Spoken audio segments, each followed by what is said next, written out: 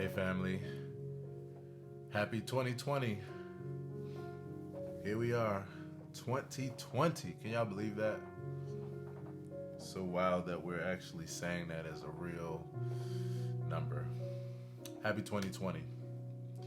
I'm excited to be taking this self-care journey into 2020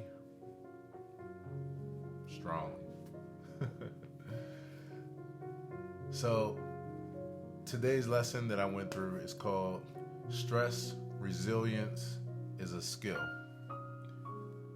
For those that don't know, this is the 10% Happier Self-Care Journey, and today is January 4th, 2020. We got to come up with some way to express that. That's cool. So anyway, if you're watching live, drop me a line to let me know if you can hear me clearly. And I'm excited about sharing with you all what I learned today and the reflection. So first things first, let me go ahead. Hey, Cuzzo, Steve, let me know if you can hear me clearly, man. I'm just getting a quick mic check. And then secondly, everybody who's watching, look at the notes. Look at the comment section. You'll see the notes, the exact notes that I'm going over here for you to have and follow along. Stress resilience is a skill. You can't stop the waves, but you can learn to surf. You can't stop the waves, but you can learn to surf. They said that right at the top of the course, and it was like, oh my gosh. I was like, I'm right at home, because that analogy there is something that I've been saying for years. You know, I use it in a lot of different contexts, but mainly when, like, if you think about something like technological advances, right? So for many people, it's like a wave that they can't get with. And I'm always like, well, you know, you can not get with it if you want, but just like a wave, it's coming. So you can either just watch it come crashing down and take you out of here, or you can learn to surf and ride the wave, you know? So you can't stop the waves, but you can learn to surf.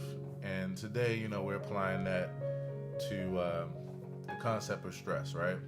Stress is a very natural and normal thing. The type of stress that we experience that's really not as favorable. I gotta loosen up this do-rag, y'all. I'm about to squeeze my brains out with this thing. The type of stress that most of us don't really like, it's not really favorable, is the kind of stress where, you know, it's debilitating for us, or it is it's mentally or emotionally hindering. It makes you freeze, or it's overwhelming, you know, or it affects like your physical health in some, you know, really serious way. But besides that, like the initial responses of stress, when the stress hormones are released, when you perk up and you're more aware, when you have the norepinephrine and the cortisol and the adrenaline start to move. Say in a situation where, I don't know, you're getting ready to take a test. Well, that helps you then, because it perks you up. It makes you alert. It makes you be more right in the moment and aware and able to, you know, react really fast. You know, or if you need, somebody left their cell phone, you know, while you were at the bank or something like that, and you were the person behind them, and you realized it, and they walked off, and you say, hold on a second, and then you grabbed the cell phone, your heart started racing, your adrenaline moving, you were running, and you caught the person. Well, that wasn't bad stress, but that was stress though. It's just that it wasn't, you know, the bad kind. So it's normal, is what I'm saying. Stress is a very normal part of life. I don't really get with any philosophies that talk about stress or fear as something that is unrealistic or something that we shouldn't have. because it's just a natural part of life. It's evolution. It's how we're talking today. Because of being able to survive. So what we're trying to do is to learn how to ride the wave of stress. Learn how to, not allow it to be debilitating. That's what I'm learning every day in my journey. The second thing I wrote is, it's called practice for a reason. The changes take place physiologically, mentally, and emotionally over time. It takes an ongoing, sustained practice to develop this resiliency. And I think that's so important. To say, right now, I have a meditation practice. And to say it that way and to think of it as a practice, first of all, it allows me to go easy on myself when I don't get it right, or when I'm not, when I miss a day, or when I'm not as focused on my practice. Y'all gonna have to excuse me, I gotta blow my nose. So, it allows you to be gentle with yourself if you think about it as a practice. That's the first thing. Second thing is, you're automatically in the mindset that this is not a one-time thing. This is not something that I'm going to do for a day or a couple days or a week, and then after that, I'm good. Stress, as we'll talk about later on, is something that is just a part of the duration of your life. Stress management is, it's a practice that's a part of the duration of your life. So it's called practice for a reason. And to be honest, I even think about my own situation. In the last 3 or 4 weeks, some different symptoms I was dealing with in my body, some different ailments, I haven't experienced, especially in the exacerbated way that I did before. I'm always a peaceful guy, but I've been even more just at peace. But the biggest thing is I haven't been experiencing the physical ailments and manifestations of that stress, anxiety, and depression cause with having this practice. And it took time. It didn't happen the first day. I actually been really surprised. Even though I'm aware of this is how things work, but it still was really interesting. Just my back, and a lot of y'all have been following me. I've been talking about my lower back was giving me some troubles, and it's it's nowhere near what it was before. And I realized that in addition to what I may be dealing with as far as just some chronic lower back kind of stuff, the anxiety, the stress, those kind of things exacerbated. I remember one day in particular when I knew, I realized I was doing a particular job, I was doing a gig that I really did not want to do, but I was doing it for the money, because you got to do what you got to do sometimes. But my whole relationship, even with that, with doing what you got to do, is reframing. I still believe that. It's funny though, now I'm applying it to the other side. So instead of doing what you got to do from the perspective of putting yourself in harm's way or in anxiety producing situations in order to make a living, it's the other way, which is you got to do what you got to do by not putting yourself in that place and protecting yourself and your emotions and your body and your mentality at all costs. So it's called practice for a reason, and I've just been really appreciative over these past 3 or 4 weeks at how this practice for me has been unfolding, and it's just been benefiting my life so much. Y'all can hear I'm coming down with the sniffles a little bit. So the changes take place over time, and it takes an ongoing, sustained practice to develop this resiliency.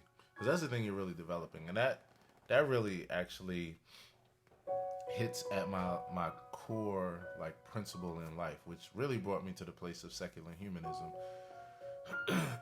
which is that the goal is to practice acceptance above expectation.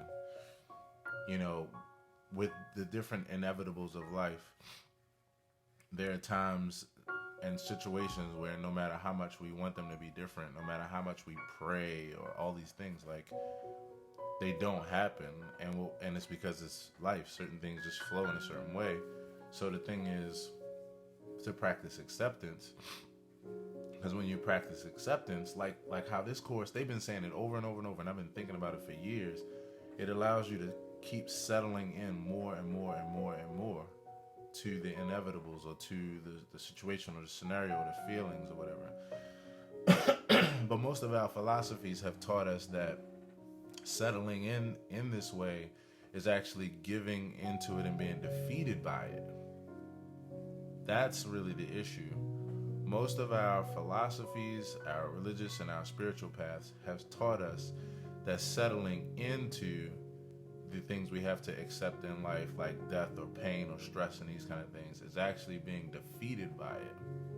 And that the goal is to take another kind of theological, philosophical approach to be able to use optimism and positivity and the concept of expectation in order to focus on a better reality.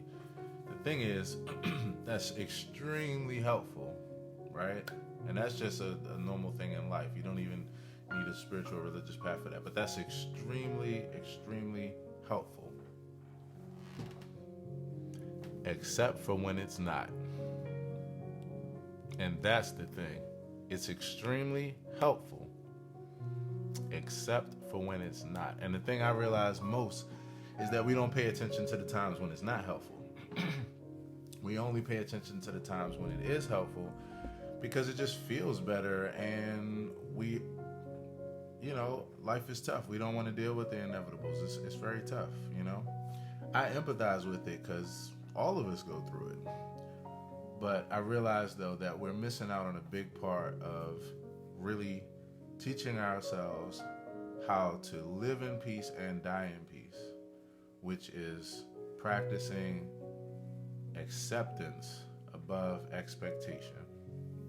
I'm going to be talking about this forever, like many times, because I think it's probably the most important thing to me in life, as far as what I feel my contribution is to humanity, through my words and through my expression and my example.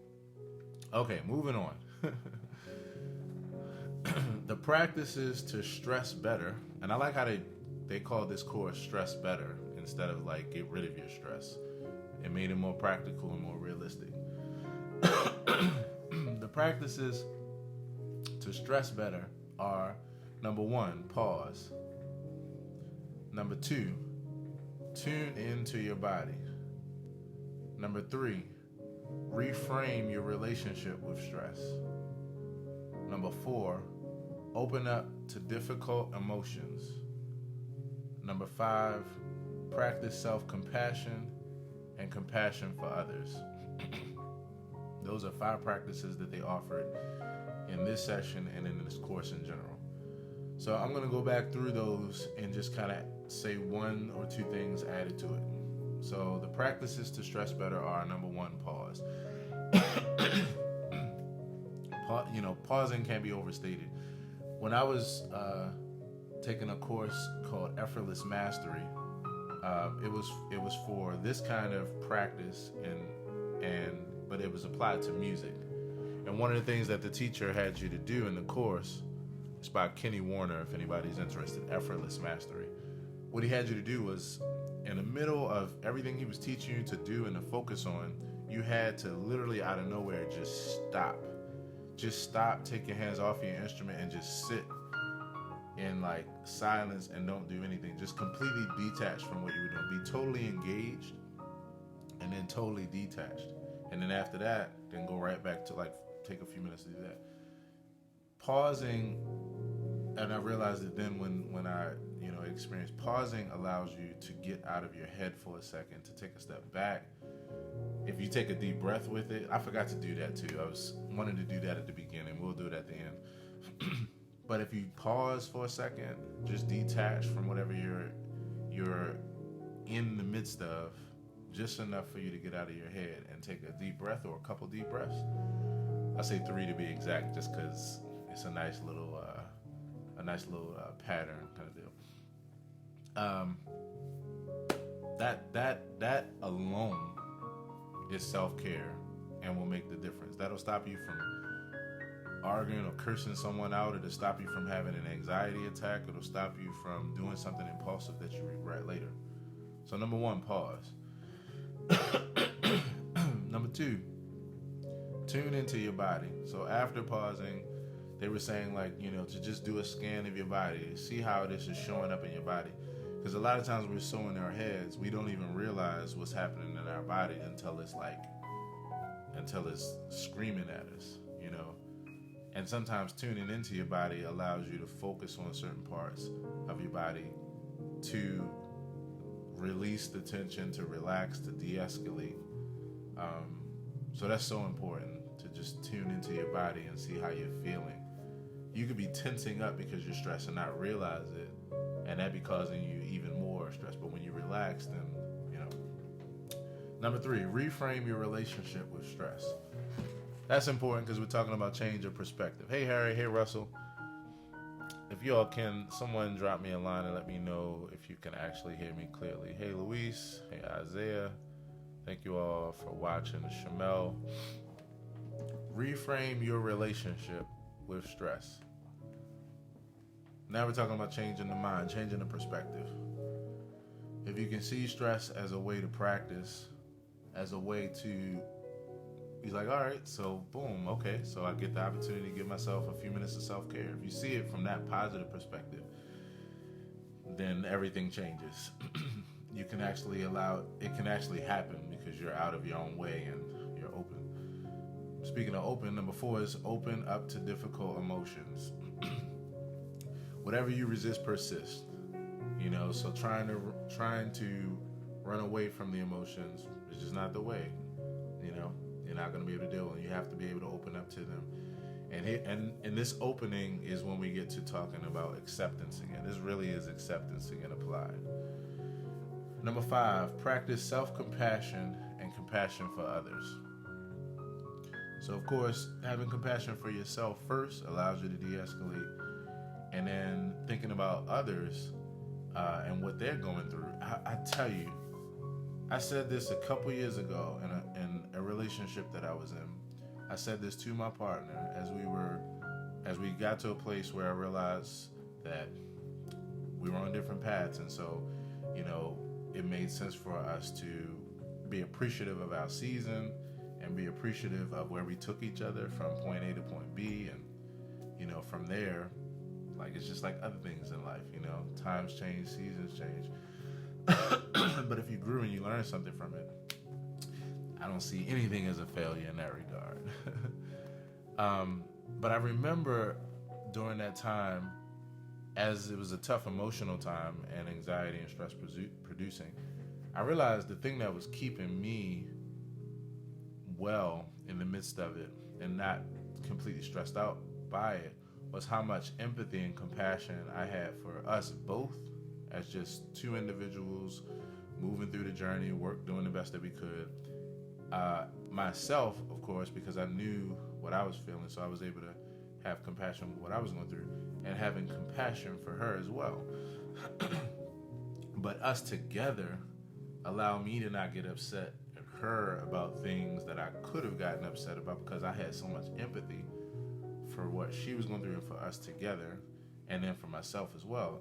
And so I remember even offering that and saying, I think that if you have more empathy, if you're able to just take a step back and have compassion for us both, and you might not be as upset, you might not, it might actually help. And I remember just realizing that then. So yes, practicing self-compassion and compassion for others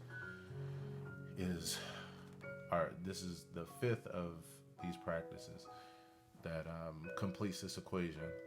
Managing stress is the work of a lifetime because stress is a natural part of life. You will get better over time. Use curiosity to consider how stress shows up for you. here's a question. How do you feel? How do you typically deal with it? And then without judgment, ask yourself, do these work? Do these ways I've been dealing with it, these habits, these mechanisms, do they work?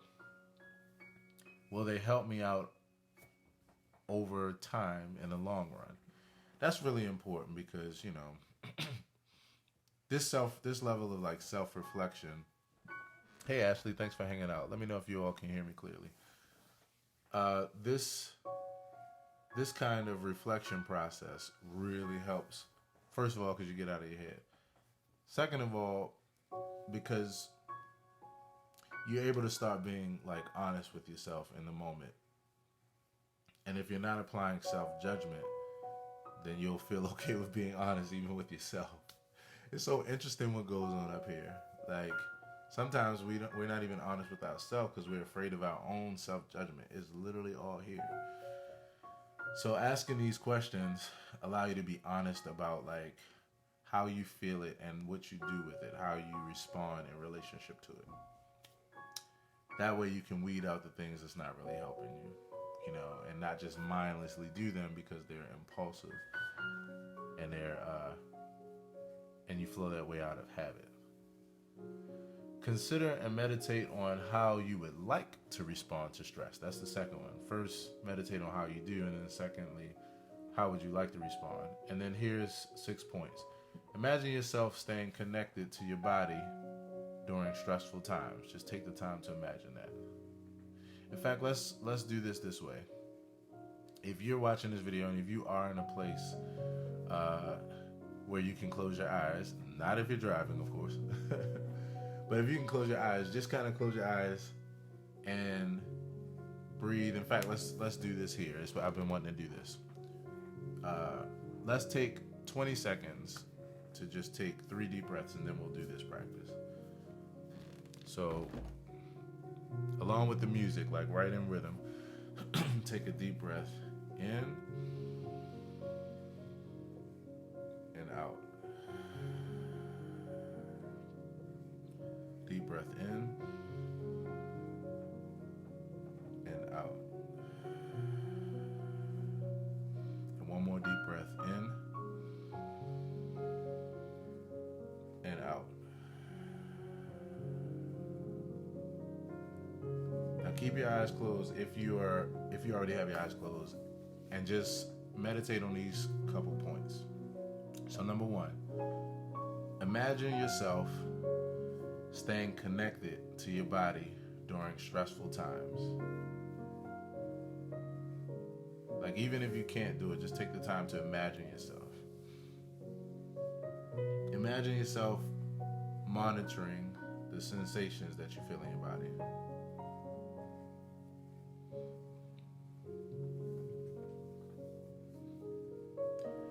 Can you make the intention of practicing deep belly breathing when stress arises?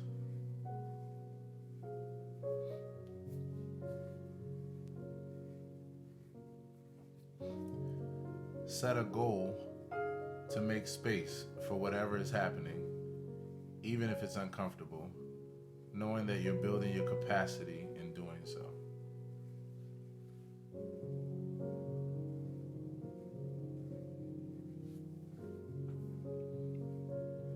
Imagine cultivating a habit of practicing curiosity about your stressing as opposed to judgment.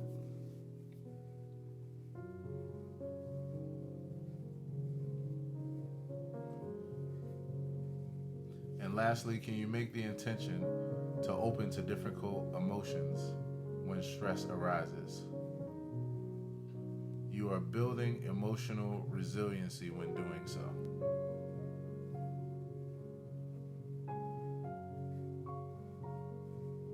And you can end that with taking a deep breath in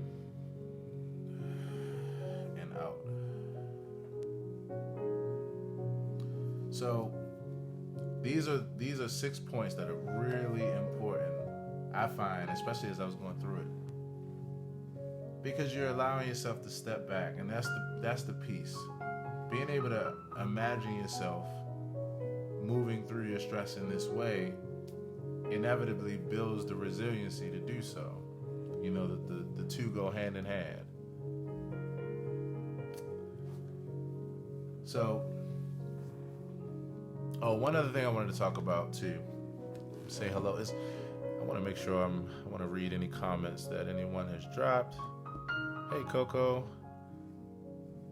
Hey, Lester. Thank you all for watching.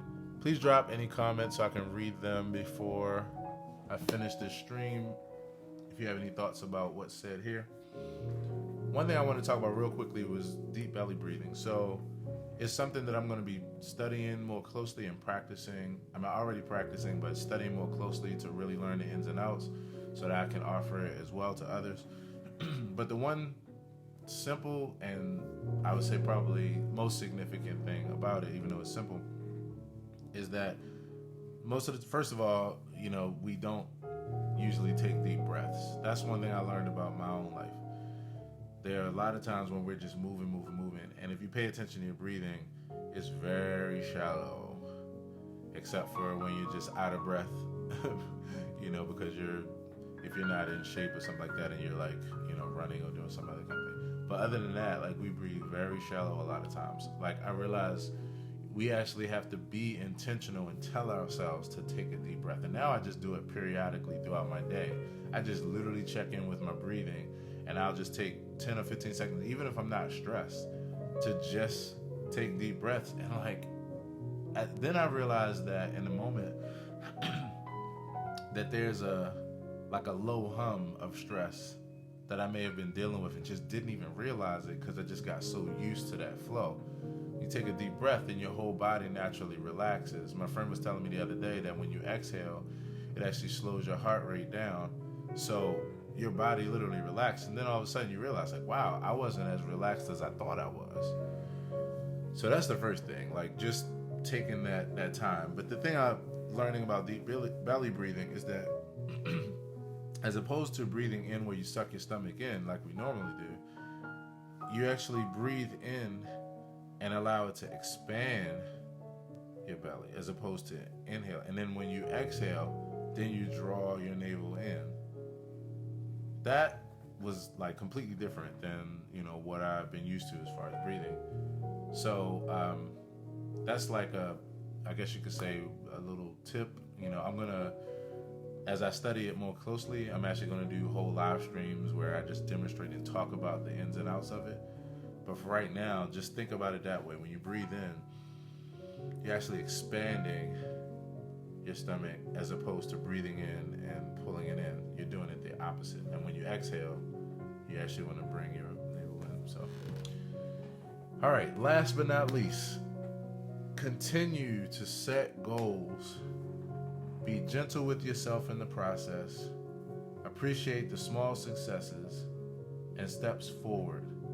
And thank yourself regularly for taking the time to put your self-care first. I've stated it before, but I'll probably do it almost at the end of every live stream. One of the biggest lessons I've learned in this self-care journey is that half of the relief that you experience comes from like literally being grateful to yourself in the moment and having gratitude that you actually took a few seconds, whether it's 20 seconds to breathe or whether it's 20 minutes to meditate, you know, that you took the opportunity to invest in your self-care, and that literally makes you feel better. It does everything. So don't forget to do that. This is self-care. And I know it's cliche. I know the whole idea of like love yourself is cliche and all, but yeah, when you start practicing it in this way, then you start realizing like, oh, okay, there's like levels to this thing as far as self-love and self-care. And unless you set aside the time to make it intentional, chances are you aren't actually loving yourself as much as you could. You might not be loving yourself at all. Like, it's just something I'm realizing as I've set aside the time. You know, self-care, so important. So that's about it, y'all. Thank you so much for watching. Hey to everybody here. Hey Kyra. Hey Jewel. Last but not least, the music that you've been hearing in the background is from my new meditation for 2020.